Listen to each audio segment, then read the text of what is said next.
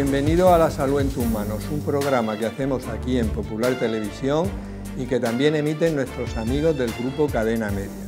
Hoy vamos a hablar de las manías, de las fobias y del TOC. Las manías las tenemos prácticamente todos, generalmente no deterioran mucho la calidad de vida. Las fobias sí deterioran ya un poquito más la calidad de vida de las personas que lo padecen, y el TOC es un trastorno más serio que afecta aproximadamente al 2% de la población. En este programa vamos a ver exactamente en qué consiste cada una de estas circunstancias o alteraciones y ver qué podemos hacer para remediarlo, cuáles serían los tratamientos más adecuados. Para todo ello tenemos en el plató a los siguientes invitados. Rosa Viñas, muchas gracias Rosa por venir. Gracias por invitar. Tú eres jefa de sección de psiquiatría en el Hospital Morales Meseguer y experta en TOC, ¿vale? Paloma López, gracias Paloma, Gracias tú eres psicóloga y también experta en TOC. Y Mariano Leal, conocido ya de todos los telespectadores, tú eres médico especialista en medicina familiar y comunitaria. Muchas gracias. Antes de nada quiero presentaros un libro que hemos escrito un grupo de especialistas que se llama ¿Y tú qué haces por tu salud?, donde encontraréis las claves no solo para vivir más, sino para vivir con mejor calidad de vida. Hablamos de alimentación, de ejercicio y de otros hábitos saludables. Dicho esto, hemos sacado las cámaras a la calle y vamos a ver qué le gustaría saber a la gente sobre los temas que vamos a tratar hoy. ¿Qué es un TOC? ¿Cuáles son los temas más frecuentes? ¿A qué edad afectan más los TOC? Estas preguntas las iremos respondiendo a lo largo del programa. Vamos a ver, Rosa, dinos, defínenos, ¿qué es el TOC? ¿Qué es una fobia y qué es una manía? Pues voy a empezar por la fobia, porque dentro de estos trastornos quizás sea el menos invalidante, o por lo menos no llega a serlo tanto como puede ser el trastorno obsesivo-compulsivo, ¿no? La fobia deriva del término griego, de la palabra griega phobos, que significa temor.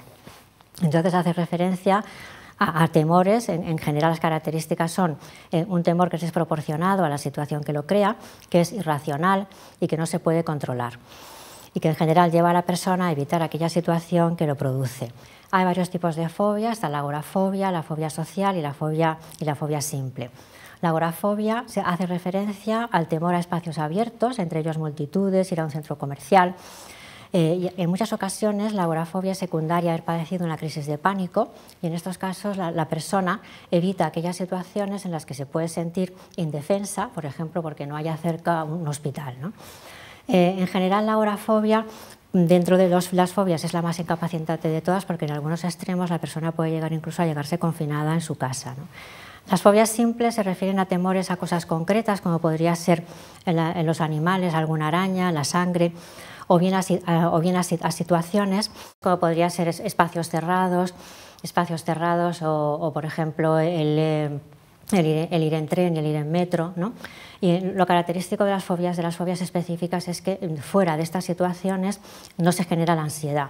Y por último estaría la fobia social, que hace referencia, bueno, pues a aquellos temores a ciertas situaciones, como por ejemplo hablar en público, mantener entrevistas comer en público.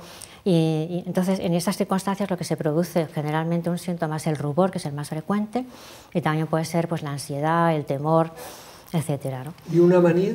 Una manía, pues la manía se considera manía, pues una serie de cosas que tenemos que hacer, ¿no? Que en sí mismas no son problemáticas. Por ejemplo, pues puede ser normal que en un momento determinado tengamos la duda de si hemos cerrado la puerta o no hemos apagado la luz y volvamos a casa a comprobarlo, pero por ejemplo no sería normal que tuviéramos que hacerlo hasta 15 veces, ¿no?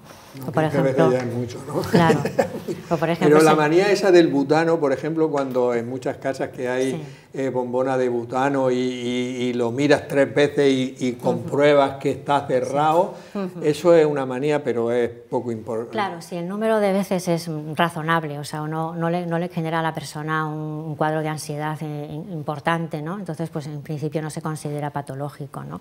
Para que sea patológico... El TOC, trastorno obsesivo compulsivo, claro, eso ya es otra cosa, ¿no? Eso es otra cosa. Ahí es ya cuando efectivamente estas manías, que pueden ser estas o algún otro tipo, ¿no? Que generalmente son para generar, son tipo superstición o para dar seguridad o para conseguir mayor atención en una tarea, ¿no? Que serían las manías, cuando ya en un momento determinado pues tienen una frecuencia importante, se generan muchas veces y producen un malestar clínicamente significativo o algún deterioro a nivel de calidad de vida, ¿no?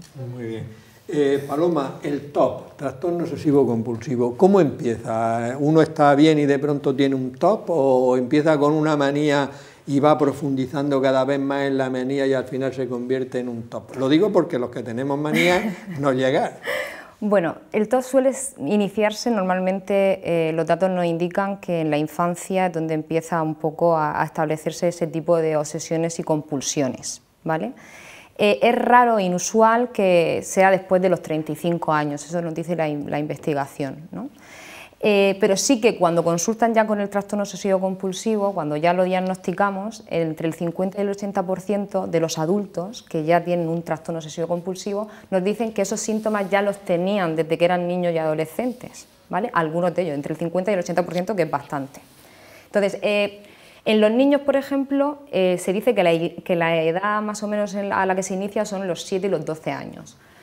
A tu pregunta sobre si podemos pasar de una manía a un TOC, a un trastorno obsesivo compulsivo, pues la verdad es que pues no tiene por qué, ¿no?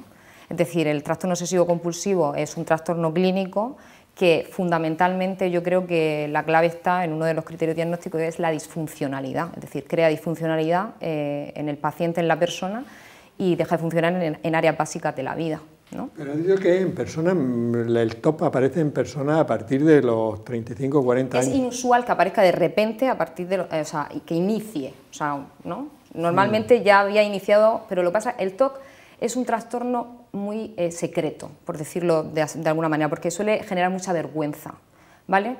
Normalmente las obsesiones que suelen tener este tipo de pacientes, a nosotros con los niños y adolescentes es un poquito más complejo aún por lo cognitivo, pero suelen avergonzarse porque saben que realmente lo que están pensando o lo que están haciendo, que no pueden evitarlo, no es, es como que saben que no tiene sentido, ¿no? Entonces suelen consultar, normalmente consultan tarde. Lo ideal sería consultar antes, ¿no? Ahora hablaremos de eso.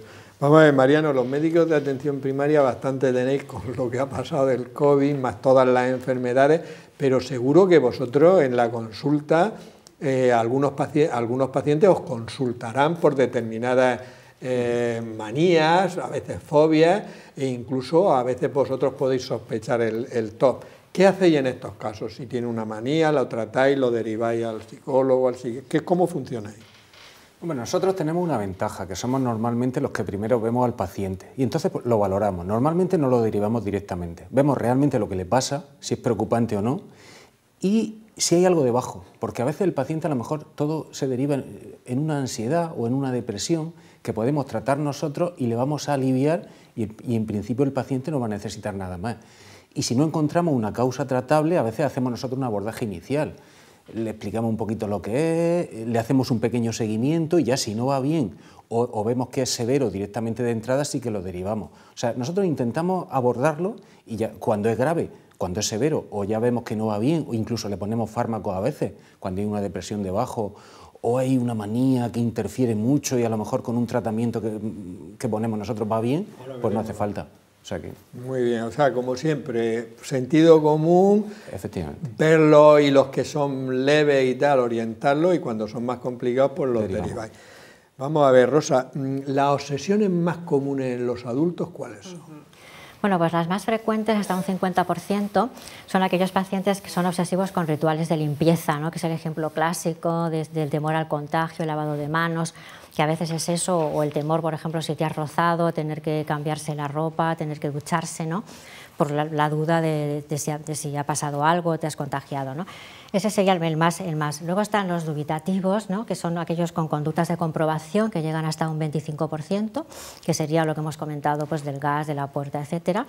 Luego están aquellos que son rumiadores, que solo tienen pensamientos, ¿no? Y no hay conductas compulsivas, por ejemplo, serían pensamientos de tipo religioso, filosófico, que son pensamientos sin fin, pero que no llegan a ninguna conclusión. Y luego están los obsesivos que tienen enlentecimiento, que estos representan un 10%. Este enlentecimiento puede ser debido a veces a los rituales o a las obsesiones, pero otras veces es el síntoma primario y son pacientes que están en una tarea y entonces se sienten atascados en la tarea y no pueden, y les cuesta muchísimo finalizarla, ¿no? Luego hay otros síntomas como pueden ser el orden y la simetría, que son pacientes que tienen como la sensación de que las cosas tienen que estar siempre de una determinada manera o colocadas de una forma determinada.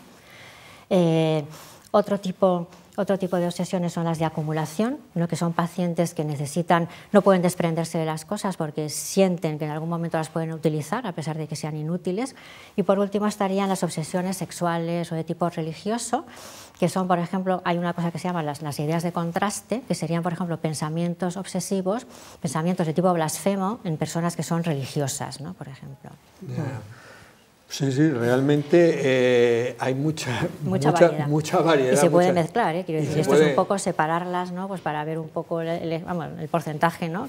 Cómo va. Yo creo que la mayoría de la población, alguna manía o alguna obsesión así pequeñita tenemos, ¿no? Seguro, eso seguro, y no es patológico, eso nada, dentro de que... Y Paloma, las más comunes en niños y adolescentes, ¿cuáles serían? Bueno, pues son bastante parecidas a las que ha comentado mi compañera Rosa, ¿no? Pero nosotros lo que vemos sobre todo son los niños suelen tener mucho temor a enfermar, a ponerse malitos, a creer que tienen una enfermedad, a cometer errores o a haberse equivocado. Esto con el tema de los exámenes, por ejemplo, necesitan constantemente la comprobación de que si se saben la lección, ¿no? Constantemente obsesivos a ver si se van a equivocar, entonces necesitan comprobar constantemente esto. Miedo a la contaminación y a la suciedad también, a la higiene. Y luego menos usuales, que también nos encontramos, pero son menos usuales, el miedo a vomitar, al atragantarse, a ideas religiosas también.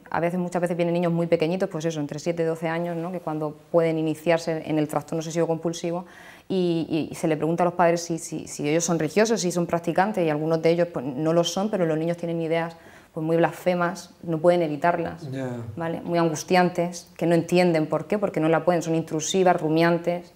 Y ahí es donde... Fíjate, yo pensaba que los niños no tenían sensación de estar enfermos. Esto en los estudiantes de medicina sí que es muy frecuente, pero un niño de 10 años que está sano, ¿qué tal? Tiene muchos... Hipocondría sería, en este caso sería la sensación de la hipocondriasis, que es el temor a que si le duele la cabeza, pues tenga la obsesión de que pueda tener un tumor.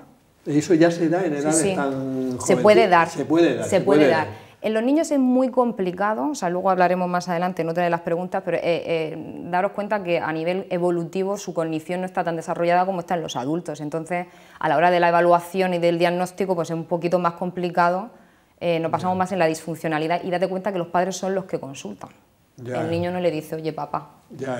Pues de ahí va mi siguiente pregunta, Mariano, vamos a ver. ¿A ti te llega algún paciente directamente y te dice, oye, es que yo le tengo fobia a las culebras, por decirte algo, o tengo fobia a salir de casa o tal, o otras manías, o son ellos directamente o son los familiares o convivientes los que te dicen, oye, que mira lo que le pasa, ¿Quién suele presentarte el problema? Salvo la fobia social, que suele ser el paciente que cuando habla en público por su trabajo tiene que hablar, se bloquea, ese normalmente te lo consulta él, porque al familiar no le va a afectar, suele ser en ambiente laboral. Pero la fobia y las manías domésticas, o las consulta el familiar o las consulta el paciente porque el familiar le ha insistido en que las consulte, que eso es muy típico.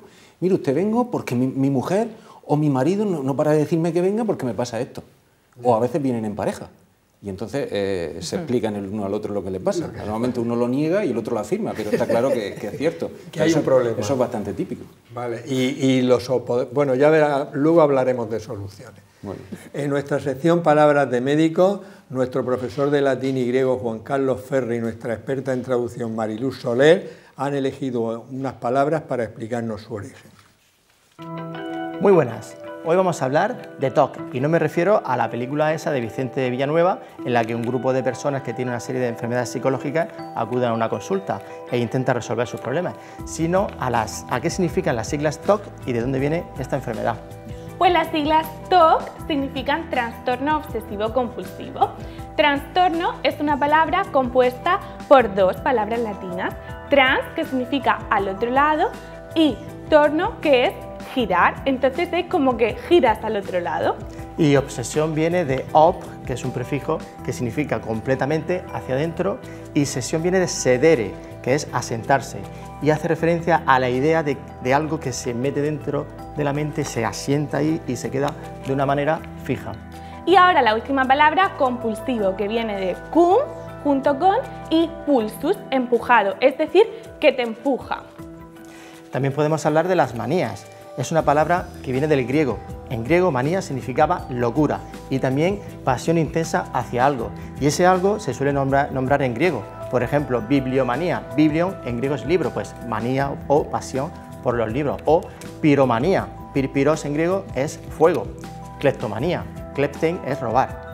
Al igual que tenemos las manías, tenemos las fobias. Viene de fobeo, que es miedo. Tenemos, por ejemplo, agorafobia, miedo a los espacios abiertos, acrofobia, miedo a las alturas, hidrofobia, al agua, etc. Así que ya saben, si creen que tienen alguna de estas manías, fobias, obsesiones, pues acudan al especialista, que es el psiquiatra. Iatros es médico y psique de la mente. Palabras de médicos.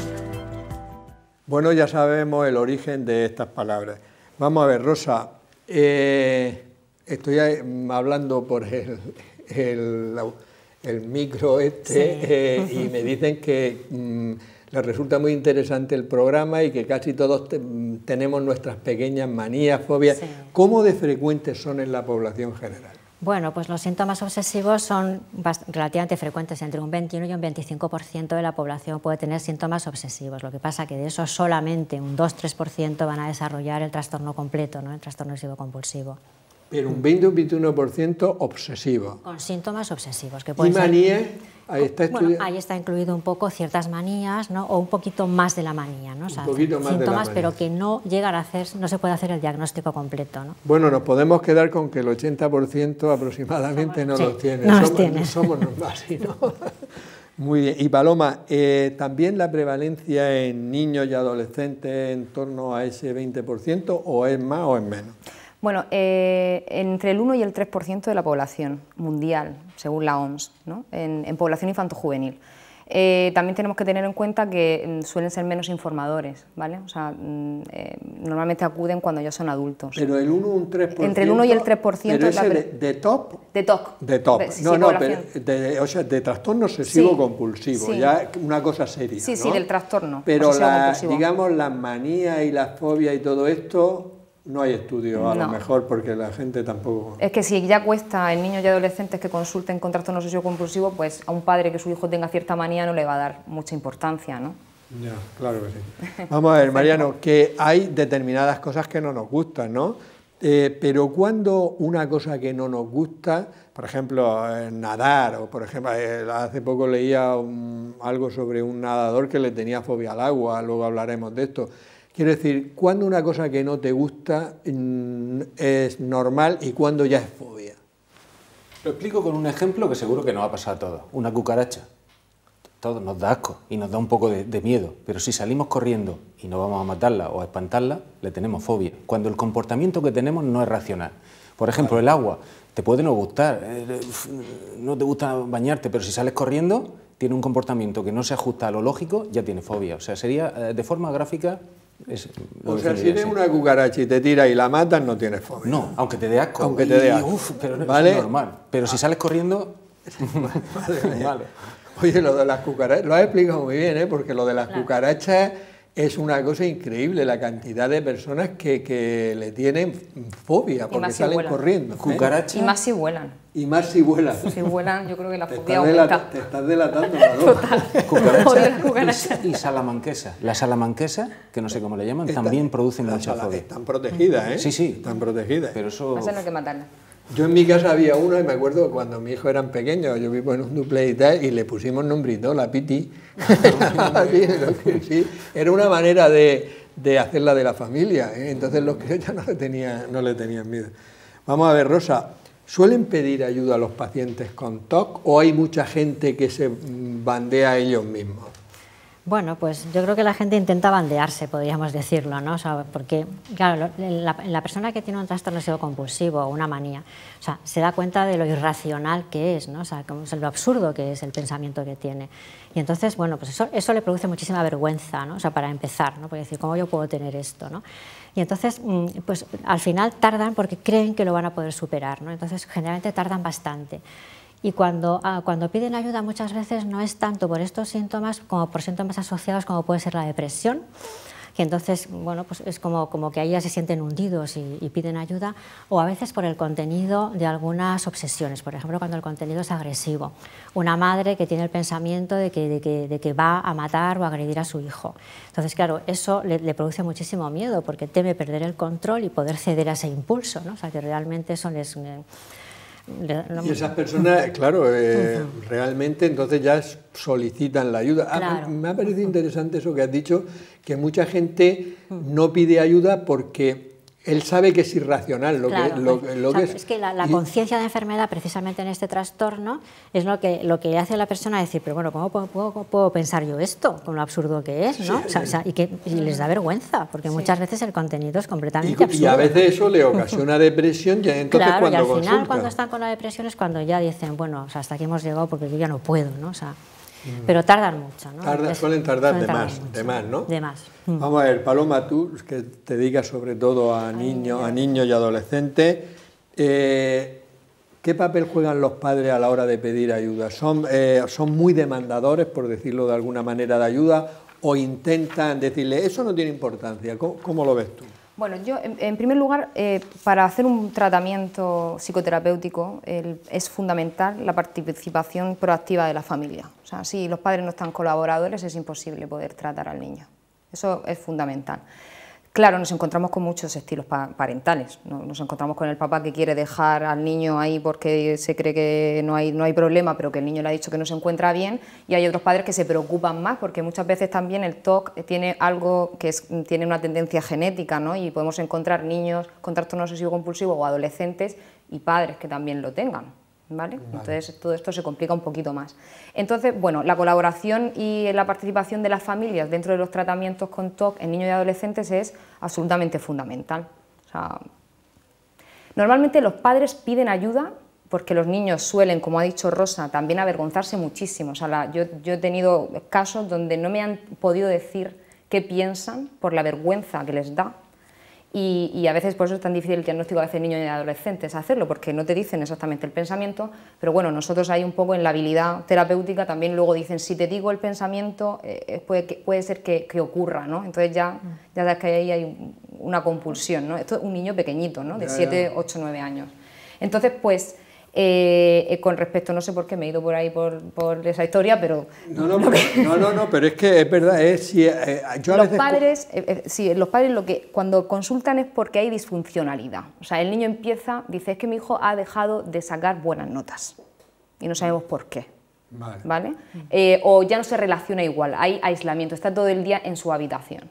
Ahora con el COVID y tal, y estas cosas, las tecnologías, el móvil, ¿no? Es que no sale, es que no sabemos qué le pasa. Entonces, por eso suelen consultar normalmente los padres, porque empiezan a haber disfuncionalidad, que es la palabra más importante para poder hacer un diagnóstico clínico. Claro, o sea que los padres ven que el niño deja de comportarse como era habitual y dicen, aquí pasa algo, y entonces luego vosotras ahí ya veis si tiene otro problema psicológico, claro, o viene... o hay un trastorno. Un trastorno.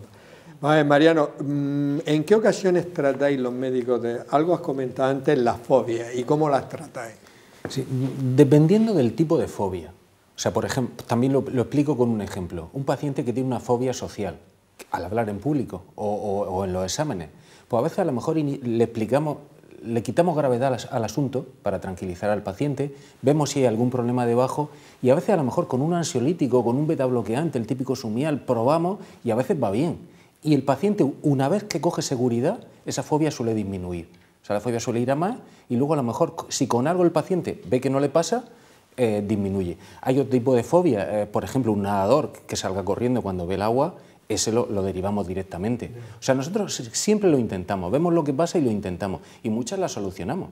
Lo que he comentado, cuando el paciente coge seguridad, a veces desaparece, como la fobia social, que todos a lo mejor en alguna época de nuestra vida lo hemos tenido. Me da taquicardia y de pronto te tranquilizas por lo que sea y ya parece que te sientes otra vez seguro. Si la gente ni se imagina la cantidad de personas que se toma, tú has comentado el Sumial, en una cantidad pequeñita, 10 miligramos o tal, a la hora de hablar en público, de dar una conferencia o todo eso, o presentar unos trabajos, es muy frecuente. Claro que eso no es ni un ansiolítico, eso es un beta bloqueante que te relaja te frena un poquito el corazón y la taquicardia, ¿no? Y es típico que cuando lo toman 4 o 5 veces, luego ya no lo necesitan. Cogen seguridad. Claro, Eso claro, nos pasa en la consulta, que te dicen, bueno, ya no lo necesito. Eso es bastante frecuente. Muy bien. Rosa, ¿por qué se produce el TOC? Hay teorías biológicas, etcétera. Dinos, ¿qué se sabe actualmente de por qué se produce desde el punto de vista biológico? A día de hoy la etiología es desconocida, ¿no? O sea, de hecho se considera que, bueno, pues que tiene una etiopatogenia multifactorial, donde intervienen factores biopsicosociales, entre ellos los genéticos y los ambientales, ¿no? O sea, podríamos decir que una persona vulnerable en una situación de estrés o en un suceso traumático, pues podría empezar a desarrollar los síntomas, ¿no? En cuanto a la genética, se sabe que los pacientes que tienen trastorno obsesivo-compulsivo es muy probable que los familiares y también los descendentes lo puedan padecer, como ha comentado Paloma, ¿no? Y entonces, bueno, pues eso, de todos modos, por tranquilidad en general, bueno, hay que decir que no porque se tenga un TOC los descendientes van a tener también el TOC seguro, ¿no? Porque, bueno, hay muchos condicionantes, entre ellos los ambientales, como hemos comentado, ¿no? Y luego, desde el punto de vista del tratamiento, pues también se sabe que determinados tipos de fármacos son los que funcionan y otros no, en este caso los serotonérgicos, y además hay estudios que demuestran que hay una respuesta a placebo que es prácticamente nula, o sea, entre 0 y 7%, lo cual habla un poco a favor de esta parte biológica, ¿no? Luego hay estudios pues, estructurales, a nivel de resonancias, ¿no? De estructurales y funcionales, que también demuestran pues, una disfunción en ciertas partes del cerebro, ¿no? Que también hablan a favor de esta parte biológica, ¿no? Y luego también destacar simplemente, aparte de todo esto, pues, las investigaciones que se están realizando ahora a nivel biológico, como puede ser el haber encontrado inflamación en partes del cerebro, que podrían, sobre todo, estas investigaciones tienen trascendencia, sobre todo porque podrían ser futuras dianas terapéuticas, ¿no? También se han encontrado un par de genes, que es en un estudio muy reciente que se ha hecho en la revista Science del 2021, en la que se encuentran 2 genes que pueden intervenir en estos circuitos reverberantes del TOC. Y entonces también se ha comprobado que estos genes intervienen en lo que se le llama la neurotransmisión glutamatérgica, ¿no? Con lo cual también sería otra diana terapéutica, la del glutamato. Y luego también se ha comprobado que pacientes que tienen enfermedades autoinmunes, es decir, que la inmunidad también puede intervenir porque tienen en general, respecto a la población general, mayor probabilidad de padecer trastornos mentales, entre ellos el TOC, lo cual también abriría una vía terapéutica en relación con los anticuerpos. Veo que una cosa que yo creo que es muy importante para que a la población en general le quede claro, porque muchas veces las enfermedades mentales, entre comillas, tan amplias, la gente cree que son como cosas que no tienen una base biológica. Sin embargo, tú acabas de decir, por ejemplo, que ponéis un tratamiento que sea placebo y no mejora ninguno, lo cual quiere decir que hay un componente biológico muy importante. Es que, y en las resonancias, cuando se ven alteraciones en determinadas áreas cerebrales, etcétera, es que eso es muy importante para que la gente no piense que es como una cosa que él se ha creado. ¿Me explico lo que quiero decir? Sí, que no es responsable de lo no que es está responsable, es que está enfermo, es que tiene una enfermedad como puede ser otra enfermedad distinta. Y eso, de alguna manera, también creo yo que es muy importante para ellos, que se descargan de la culpabilidad de crearse su propia enfermedad, ¿no? No sé si tengo... Que no son ellos, ¿no? Que no son ellos. No, que hay una base biológica que justifica lo que le está pasando, ¿no? Y que se está investigando ahí, ahora hablaremos de eso. Vamos a ver, Mariano. Tener manía es normal, hemos dicho, ¿no? Todos tenemos, pero ¿cuándo ya no es normal? ¿Cuándo lo consideramos patológico? Cuando, como muy bien ha dicho antes Paloma, cuando nos supone una disfuncionalidad, o sea, cuando esa manía nos interfiere o con nuestra vida, porque nos preocupa, nos hace perder tiempo, o nos repercute en nuestras relaciones sociales. Uno puede tener unas manías que en su relación de pareja o en su casa no haya quien lo soporte, porque esas manías le dificultan la convivencia.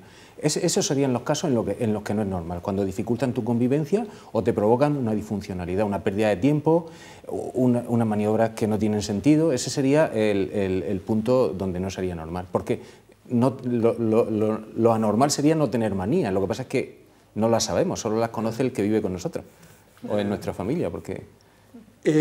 Vamos a ver, Paloma, pero por ejemplo, el otro día leía un artículo en la prensa, ¿no? Por ejemplo, Nadal, por el cual todos sentimos una admiración sincera y profunda, maravilloso. Él tiene una serie de rituales, ¿cómo se define? Y él decía, un psicólogo que hablaba en él, decía que es que eso lo aísla, lo concentra, o sea, podemos entender que hay en determinadas circunstancias tener esos, digámosle, manías, por llamarlo de alguna manera, que son beneficiosas. Bueno, es un claro ejemplo de que Nadal es alguien muy funcional, ¿no? Es decir, y tiene una manía ritual donde la tiene que hacer para tener una capacidad de concentración, donde él considera que haciéndolo va a concentrarse más y su capacidad funcional es evidente que es el mejor, ¿no? Dicen. Sí, no, no, quiero yo meter, mejor, es el mejor, ¿verdad? El vale, mejor, entonces estamos de duda. acuerdo. Por lo tanto, ahí es la diferencia, ¿no? Como hemos estado comentando, entre lo que es tener una manía y lo que... Imagínate que Nadal, imaginémonos que cuando va a empezar el partido y hace su ¿no? Hace sus cositas que todos sabemos, lo tuviese que hacer 15 veces y no empezara el partido. Ya. Pues ya está. O sea, ¿Ya pero... Entonces, no. Claro, ahí ya es disfuncional, ya Nadal no sería el número 1 del mundo, porque no podría empezar el partido y nunca ganaría. Claro, el hacerlo una vez tal y si te ayuda a concentrarse ese ritual... Sí, en psicología del deporte pasa que yo no me voy a meter tampoco en terrenos que no son míos, pero sí que he podido leer algo sobre pues eso, ciertos rituales que pueden aumentar la capacidad de concentración para pues sobre todo eso, tener exactamente, aislarse del mundo, que tú donde tienes que estar es donde y del estás. Pensamiento, ¿no? O sea, es como, yo creo que Nadal gana, por supuesto, por su capacidad física, pero sobre todo por su capacidad mental. Porque, ¿no? Entonces ahí estamos de acuerdo, ¿no? Pero que está bien ponerlo para verlo así. Vamos a ver, Rosa, ¿cómo se hace el diagnóstico de TOC? Bueno, ¿hay unos criterios? Claro, para diagnosticarlo hay clasificaciones internacionales, una de ellas la americana de psiquiatría, que es el DSM-5, y luego está la de la Organización Mundial de la Salud, que es la CIE-10, y en ambas, pues para poder hacer el diagnóstico tienen que haber obsesiones, compulsiones o ambas, ¿no? Entendiendo por obsesión estos pensamientos recurrentes, persistentes, que la persona ve como, o sea, que son intrusivos, que la persona ve como absurdos, pero que no puede evitar. Y que siente la necesidad pues, de hacer, que generan malestar, y para poder prevenir este malestar generan lo que se llama la compulsión, que puede ser o bien un acto, como lo que hemos comentado antes, ¿no?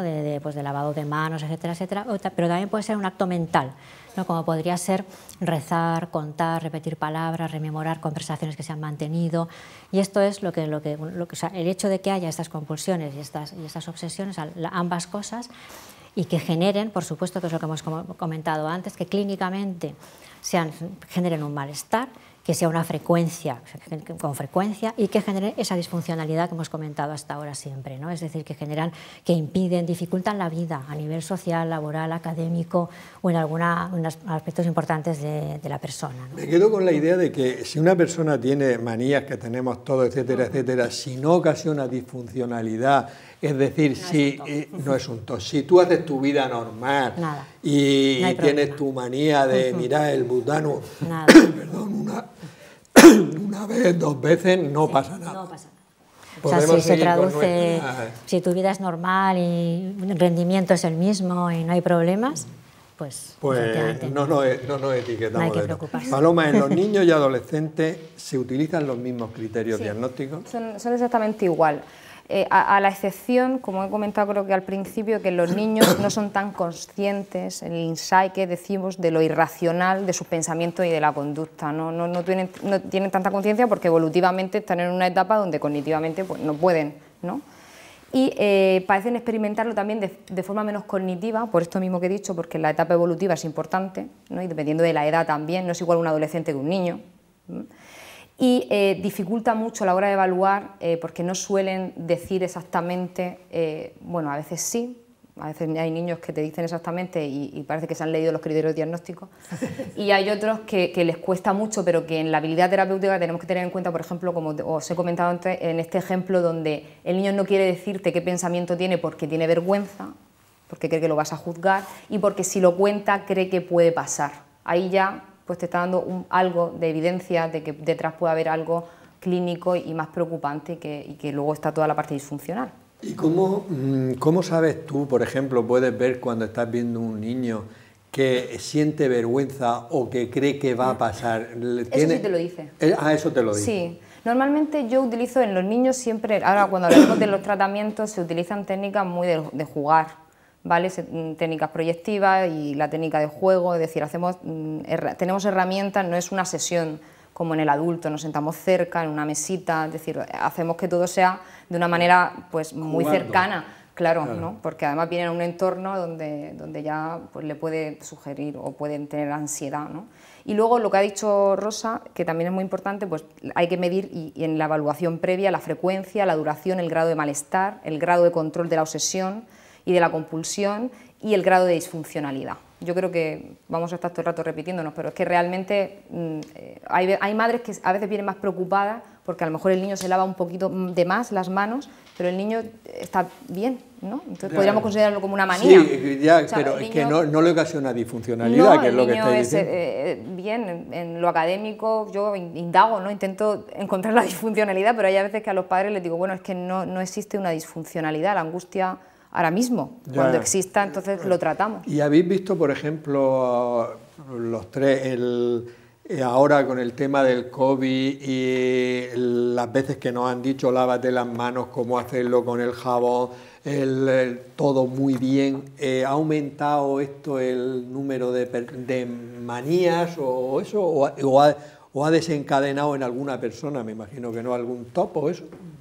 ¿O lo ha puesto al descubierto? Yo creo que la pandemia en sí ha sido un factor estresante donde posiblemente trastornos que no estaban pues se han desarrollado porque es un factor estresante. Total. Entonces, al final, pues puede ser que sí. Yo, con respecto a los niños y adolescentes que tengo,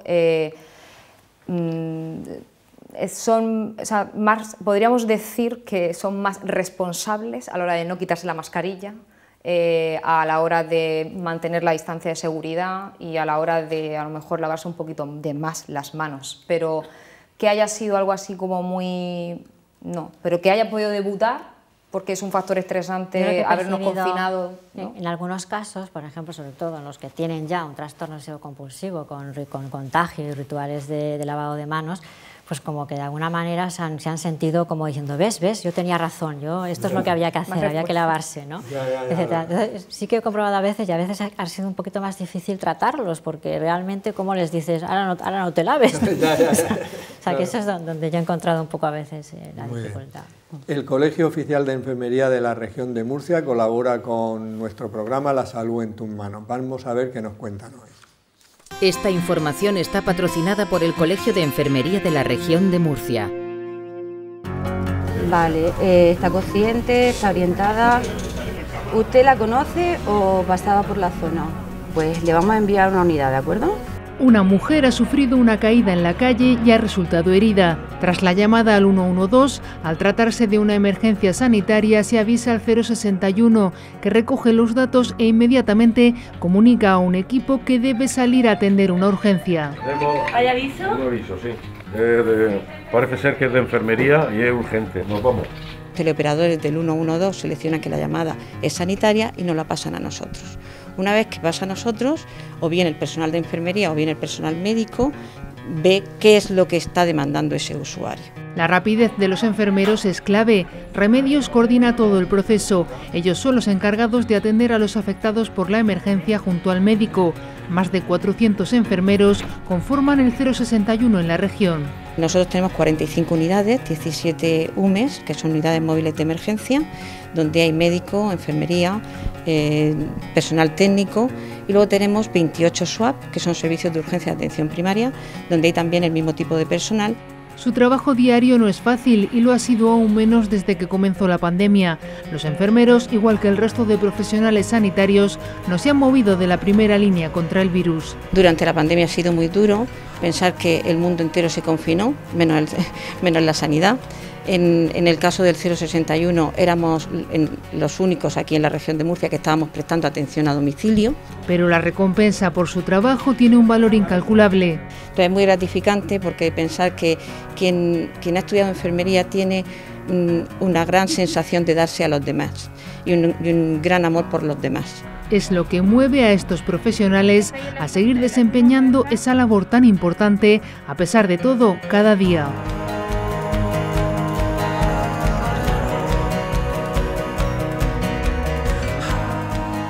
Esta información está patrocinada por el Colegio de Enfermería de la Región de Murcia.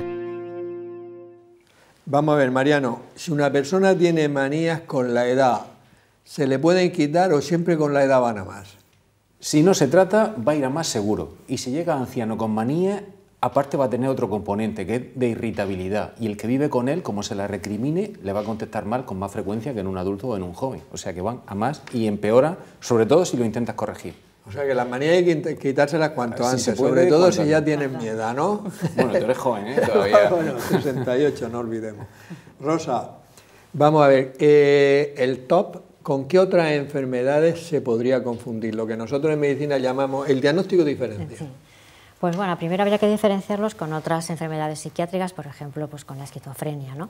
Que el nexo de unión sería, por ejemplo, lo absurdo, ¿no? del pensamiento que puede tener el paciente con esquizofrenia y el paciente obsesivo, pero la gran diferencia es que el paciente obsesivo, como hemos comentado antes, tiene conciencia de enfermedad y en cambio el paciente con una esquizofrenia todo lo contrario, ¿no? De hecho, el paciente obsesivo lucha contra ese pensamiento y el paciente psicótico lo que hace es, se lo cree y lo que lucha es contra el exterior en todo caso, que quiere hacerle ver todo lo contrario, ¿no? de lo que él piensa.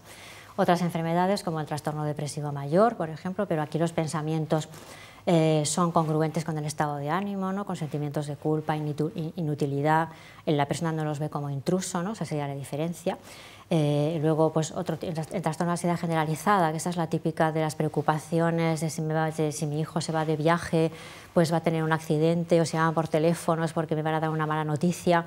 Todo ese tipo de cosas, esos pensamientos son preocupaciones de todo lo malo que puede llegar a pasar, pero no son intrusivos y la persona entonces no lo considera acorde con lo que piensa y no hay compulsiones.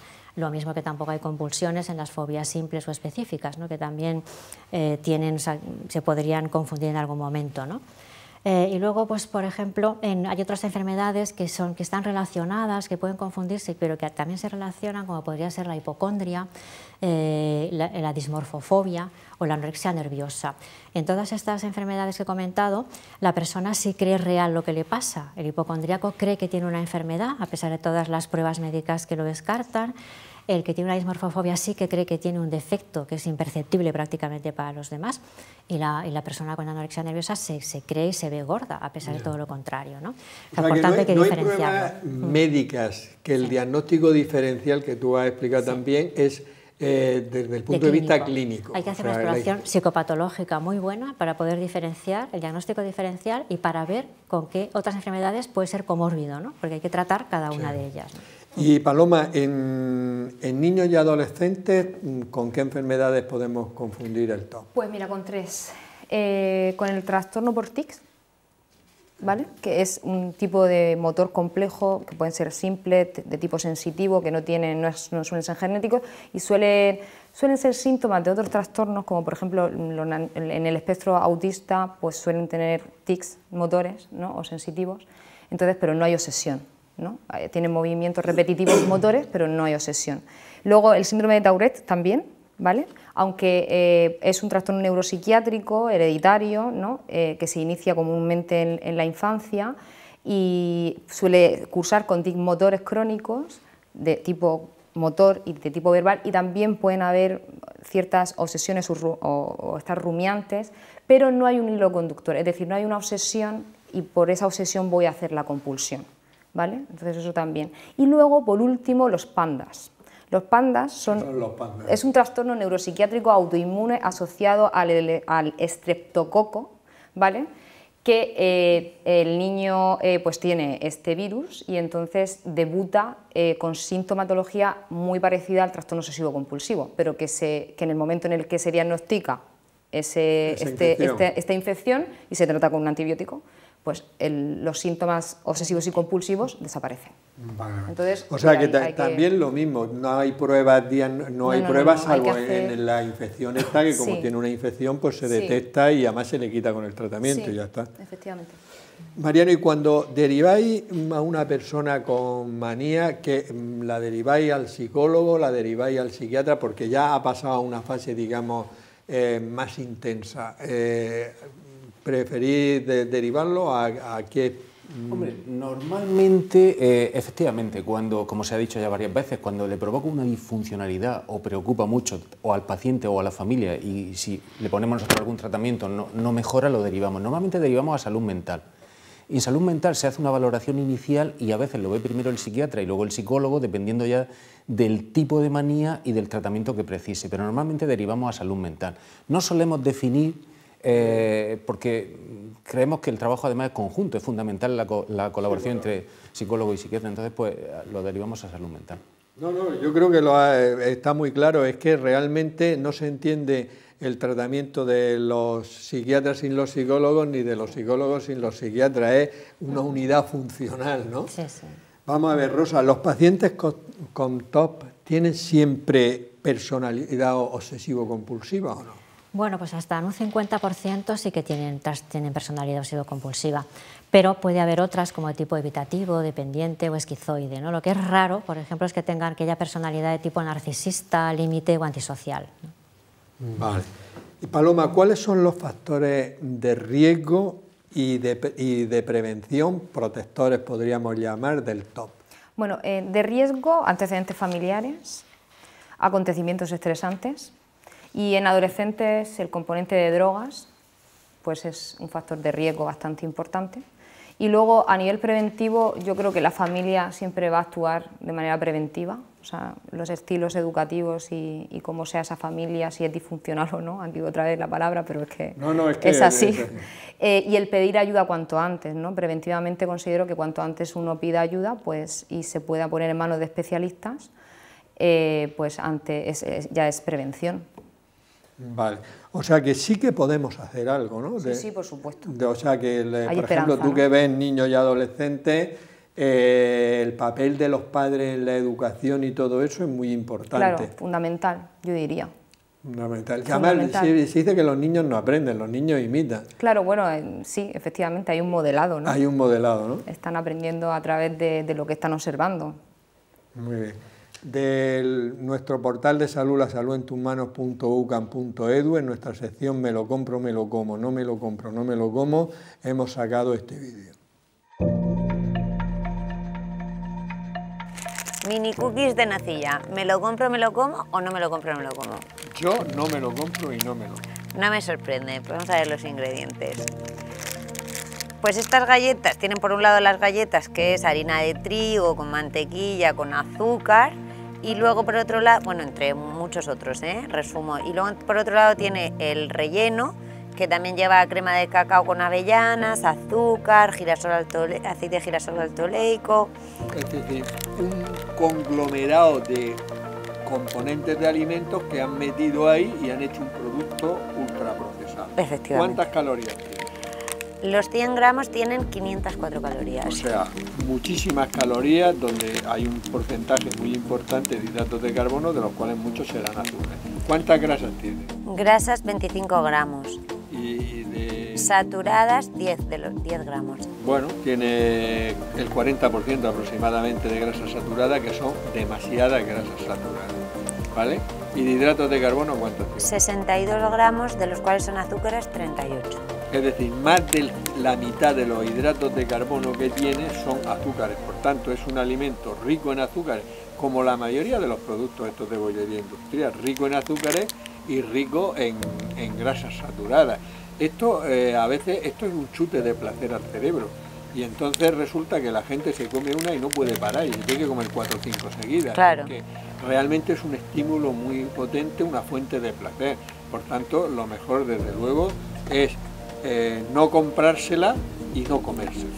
Por tanto, yo no me lo compro y no me lo como y puedo dar alternativas saludables si quieres. ¿Cómo cuáles? Bueno, pues esto que muchos niños se toman a media tarde o se las toman a media mañana, pues dale medio bocadillo de queso fresco, medio bocadillo de atún o de bonito, o dale yogur o dale fruta, ¿me comprende? O sea, hay mil alternativas y cuando desde la infancia los acostumbra a ese tipo de alimentos, luego estos les van a gustar porque están preparados para que gusten, ¿me comprende? Pero también le van a gustar los otros y entonces llevándolo. Y una cosa, los niños, si no hay en la casa, no se lo comen. Eso está claro. Hasta es, no me lo compro, no me lo como, en este caso concreto. Rosa, vamos a hablar de tratamiento. ¿Hay fármacos eficaces para el trastorno obsesivo-compulsivo? Y si hay, ¿cuáles son? Pues hoy, hasta hoy, se han demostrado eficacia aquellos antidepresivos que inhiben en concreto la recaptación de serotonina. La única diferencia es que respecto a la depresión hay que utilizar dosis más altas y la instauración del efecto tarda más, o sea, hasta 4 y 6 semanas, ¿no? De ahí que, aunque hay varios inhibidores de recaptación de serotonina, no podemos considerar que uno no es efectivo si uno pasa ese tiempo y entonces es preferible esperar, ¿no? También, cuando hay resistencia a este tipo de tratamiento, se pueden asociar antipsicóticos, sobre todo cuando hay una creencia irracional, y también se han demostrado ser efectivos los antipsicóticos cuando se asocia con tics. Y vamos a ver, por ejemplo, los inhibidores de la recaptación de serotonina, que son los habituales que toma una cantidad ingente de personas, ¿cuánto tiempo hay que mantener el tratamiento? Mucho tiempo. O sea, hasta que no desaparecen, o se llega por lo menos... Bueno, tengo que decir, que lo dirá Paloma, o sea, que es fundamental el tratamiento conjunto y la terapia cognitivo-conductual, ¿no? Porque eso es lo que va a permitir que efectivamente las dosis de los tratamientos, pues bueno, se puedan ir manteniendo, y entonces hay que esperar tiempo, o sea, mínimo, vamos, yo diría mínimo un año. Mínimo un año y a veces más. Y a veces más, para conseguir una estabilidad y asegurarnos, y tiene que aprender las técnicas cognitivo-conductuales para que, si bajamos la dosis o se retira, tenga estrategias inmediatas para controlar el trastorno. Muy bien, lo que decíamos antes, Paloma, que no se entiende la psiquiatría sin la psicología y viceversa. ¿Qué tratamiento? El tratamiento combinado, ¿no? Que decimos. Claro. ¿Qué tratamiento desde el punto de vista de la psicología hay para el TOC? Vale, pues evidenciado científicamente la terapia cognitivo-conductual, ¿no? Los metaanálisis nos indican que es el tratamiento primordial y el que se ha demostrado que una vez se inicia en un pre-post, en el post se ve que hay una mejoría en el paciente, ¿vale? Además, si esa terapia cognitivo-conductual va asociada con sesiones de psicoeducación en familias, ¿vale? Yo estoy hablando un poco, también me estoy enfocando en lo mío, que es en el infanto juvenil, pues aumenta la eficacia, ¿vale? O sea que el papel de la familia, como llevo diciendo desde el principio, es fundamental. Entonces, lo que hacemos con la terapia cognitivo-conductual es un tratamiento que contempla una parte cognitiva, donde el objetivo principal es que la persona pueda aprender a que los pensamientos intrusivos no necesariamente tienen que ir siempre ligados a una acción, ¿vale? Que sería la compulsión, y que a través de una reestructuración cognitiva, que es una técnica específica, ir haciendo pues ese cambio de pensamiento a nivel cognitivo, que es la obsesión intrusiva. Y por otra parte sería la parte conductual, que es el comportamiento que utilizamos, la exposición con prevención a la respuesta, que es la técnica que se ha evidenciado científicamente, que lo que intenta, o lo que el objetivo es, pues prevenir esas conductas, esas compulsiones, gradualmente, con una jerarquía que hacemos en las sesiones, de ir, bueno, pues se va preveniendo la respuesta compulsiva para que cada vez sean menos y podamos convertirlo en una manía, ¿no? Y que no sean 20 veces 30, sino que sean 3. ¿no? Una buena idea, por lo que estás diciendo, es transformar un TOC en una manía. Bueno, no sé yo si tengo que decir que sea una buena pero opción, bueno, pero sí, al final... Que no te ocasione un disturbio en tu vida. Exactamente, o sea, yo no me voy a poner, como le digo a los papás, a que el niño no deje de lavarse las manos. Lo que quiero es que vaya al colegio a su hora, ¿vale? Y no llegue a las 11 porque lleva 30 minutos. 3 veces las manos, no pasa nada. ¿Vale? Vale, eso lo veo que, vamos, veo que sería un camino interesante. Y luego, una cosa que le preocupa mucho a muchas personas cuando van al psicólogo es, bueno, ¿y cuánto tiempo que tengo que ir? ¿Y cuántas sesiones me van a dar? ¿Y cuánto...? O sea, porque eso, ¿cuánto tiempo necesitarías tú para...? Pues depende del caso. Depende del caso. Sí, sí. Bueno, la psicología, la psicofarmacología, pues la verdad es que en ese aspecto, gracias a Dios, estamos en el siglo XXI y en 4 o 6 semanas, yo lo noto. Además, yo cuando tengo pacientes con Rosa no los veo en tratamiento hasta que no pasa ese tiempo, porque es cuando puedo tratarlos realmente. ¿Me explico? Totalmente. Entonces, pues eso, la farmacología es lo que es. Y luego está la psicoterapia, que pues tenemos que tardar un poquito más, porque hay otras variables que no están controladas y que pueden influir en el tratamiento y en que las conductas y cada paciente y bueno, la comorbilidad con otros trastornos, claro. Y efectivamente... Sí. Pues, que no son puros los... Bueno, los protocolos, tengo que decir que en la terapia cognitivo-conductual los protocolos existentes van por sesiones, ¿vale? O sea, podemos decir se dice, pero ya depende de cada paciente, que entre 8 y 10 sesiones se podría contemplar que empezamos a ver una mejoría. ¿Vale? Bueno, le he sacado algo, ¿eh? Sí, 8 o 10 sesiones. Vamos a ver. Luego... Uno necesita 16. No, claro, vengan y me digan, yo llevo yendo a la foniatra años y fíjate lo que me ha pasado en la voz, pero es que antes de ir perdía la voz y me quedaba a cero durante meses. Claro. O sea, quiero decirte que, mejoría, ¿no? O sea... que la mejoría es evidente, aunque un día no te salga bien. Mariano, vosotros los fármacos estos, los inhibidores de la recaptación de la serotonina, os los manejáis. ¿Los ansiolíticos también jugarían un papel en esto, no? También, porque muchas veces este tipo de afectaciones tienen un componente de ansiedad debajo. Esa ansiedad provoca la fobia, la manía, el trastorno, que hacerlo te baja la ansiedad. O sea, te libera, te sientes bien. De hecho, el que tiene un trastorno obsesivo compulsivo, cuando hace su ritual, en ese momento se siente bien. Luego tiene la necesidad de hacerlo, pero en ese momento... se cabrea. Claro, pero siente alivio. Entonces, los ansiolíticos a veces juegan un papel y a veces combinados con los antidepresivos, con los ISRS, que manejamos nosotros, por supuesto, que a veces cuando derivamos ya llevan un tiempo de tratamiento farmacológico que puede servir al compañero para... Y ya puede actuar la psicóloga. Claro, claro, nos saltamos a la psiquiatra, pero tampoco nos la saltamos, ¿eh? O sea que... Muy bien. Rosa, ¿cuál es la evolución y el pronóstico del TOC en adultos? Bueno. Pues el TOC tiende a ser un trastorno crónico con oscilaciones a lo largo de la evolución. Pero, sin embargo, podemos decir que hasta un 83% se producen mejorías, ¿no? Sí que es cierto que lo que es la remisión completa se comprueba en 1/3 de los pacientes. Y hay otro tercio que son los más resistentes. Podríamos decir que esta sería la evolución. Un porcentaje alto de mejoría. Sí, hay un porcentaje alto. Hay factores que limitan la mejoría, como el que tengan rumiación obsesiva, o sea, que no tengan compulsiones, eso puede ser un factor que delimita un poco la mejoría. Rumiación obsesiva. Sí, que solo sean pensamientos. Que solo sean pensamientos. Vale. Y también ciertas personalidades, como el tipo esquizotípico, ¿no? Que eso pues también... Muy bien. Y Paloma, en los niños, la evolución y el pronóstico, ¿qué me cuentas? Bueno, pues yo considero que siempre en la infancia, siempre la evolución y el pronóstico siempre es bueno, si hay buen tratamiento y padres colaboradores, nunca se me... Entonces, sí, es bueno. En niños y adolescentes el pronóstico es bueno, pero los padres tienen que estar. O sea, los padres tienen que ser como una especie de, algunos compañeros a lo mejor no están muy de acuerdo, pero de coterapeutas, ¿no? Hay que formarlos porque todas las tareas y o sea, nosotros vamos a estar X tiempo durante una vez a la semana con ese niño, pero esas conductas las hace a lo largo de todo el día en su casa, entonces los papás tienen que estar en colaboración con nosotros. Entonces, tienen buen pronóstico siempre que no haya comorbilidad con otros trastornos, ¿no? ¿Dónde los vemos? ¿No? ¿Dónde vemos que también hay comorbilidad? Pues, por ejemplo, en el trastorno del espectro autista, ¿vale?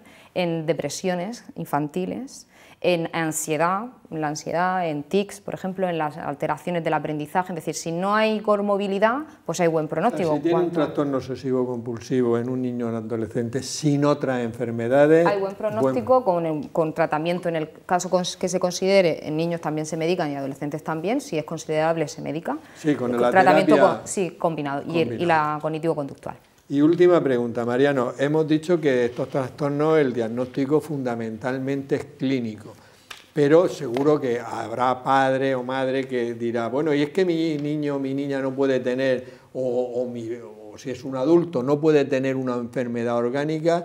¿En qué circunstancias se harían exploraciones para descartar enfermedades orgánicas? Hay dos factores clave.